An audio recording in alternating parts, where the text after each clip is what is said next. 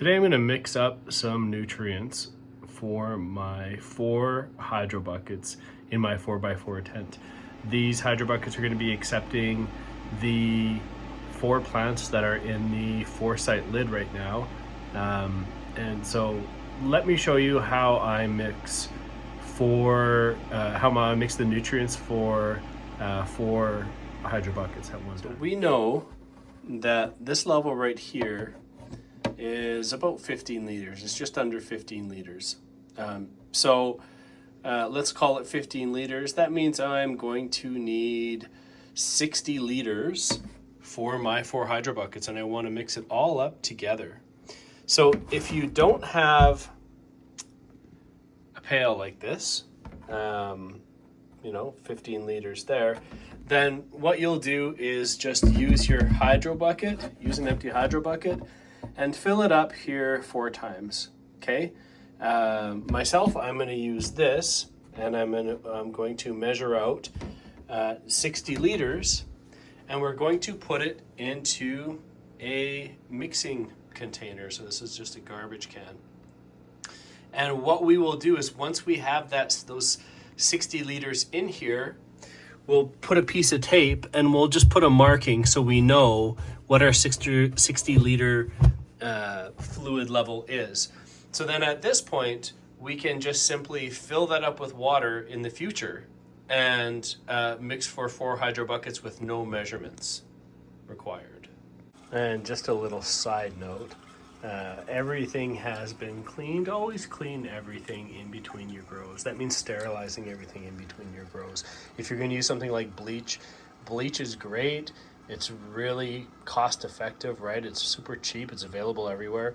Make sure you let everything soak for 10 to 15 minutes, and that's going to kill everything inside of your containers or anything that's going to be touching your plant root mass and growing environment.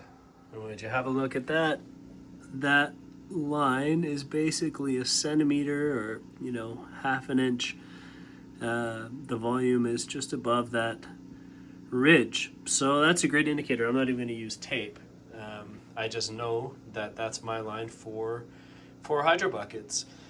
So my water comes out ice cold. It is unusable at this point. So this will need to sit and get to temperature. I'm not going to bother heating it. I'm just going to wait for overnight, and then we'll continue this video tomorrow once I have some water that's acceptable. And basically what we're looking for, I'm always flipping back and forth between Celsius and Fahrenheit. Fahrenheit 64 degrees is about as cool as I will use. I'll add cooler water than that when I'm adding to hydro buckets that have warm solution in them, but when I'm as an overall solution, I will never really go lower than 64. I find the plants will get shocked, and you'll just slow them down, and that shock can even create root issues and stuff that I've experienced in the past. So we want our plants to just to flourish and grow healthy with no pauses. So let's warm this up, and we'll get to the next part. The water is an appropriate temperature, so let's go ahead and add nutrients. I am using a dry nutrient solution. I'm actually in the process of making the concentrate, and then I'm supposed to use this liquid concentrate as a liquid once it dissolves, but it's taking forever to dissolve. So I just I took the 200 milliliters that I needed. Once it was agitated, I put it in here, and you can see it's taking a while for it to dissolve. So I'm going to leave this A to dissolve fully before I add the B. So let's just okay. 3 days later, and this finally dissolved. So I'm going to add my B into this, and then I love the drill. Right, this drill with this bit.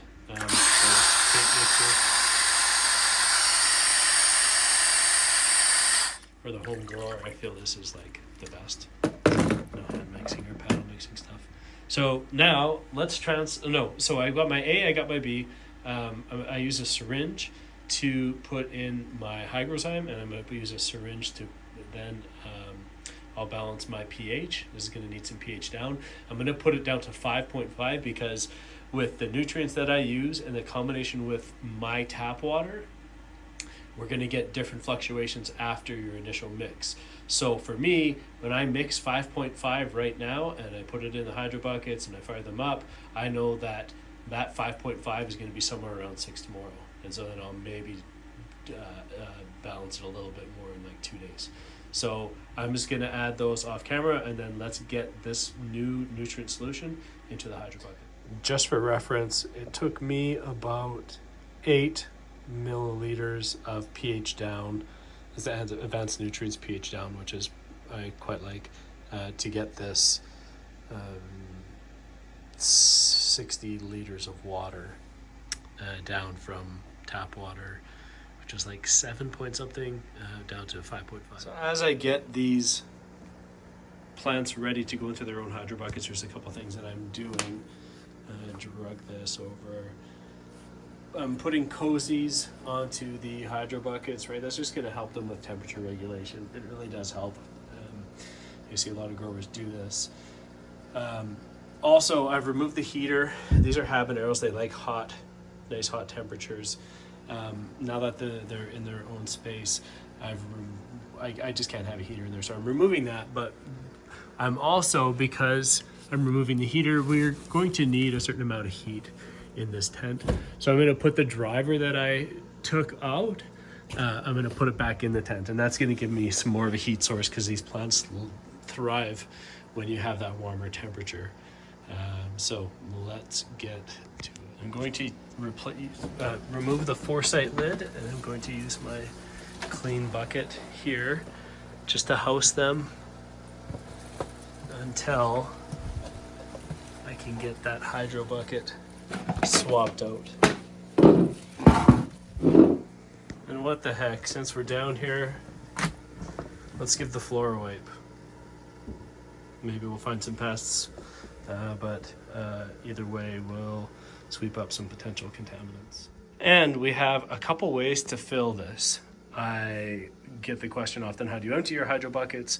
And outside of using a pump, a transfer pump, to make fluid from one direction to the next, back and forth and exiting, I often say shop vac, because that's multi-purpose. You can use it to clean, and you can also use it to suck out your Hydrobucket. So really great. But how do you get it in? Just go old school. It doesn't take long to just get it in there, especially when you're using a 3-gallon in this method. I'll start with the 3-gallon. It's only take me a few scoops to get the Hydrobuckets filled, and then I'll use the smaller scoops to top them all off to the level that I'm shooting for. The bucket that we use and all these containers that we use to fill, I soak everything in dilute bleach in my laundry sink for 10 minutes minimum. If I have to scrub them, I'll scrub them. At a minimum, I give them a 10-minute soak before I use something on in the nutrient solution. So keep things clean, and it goes fairly easy. Let's get our hydro lids onto our Hydrobuckets.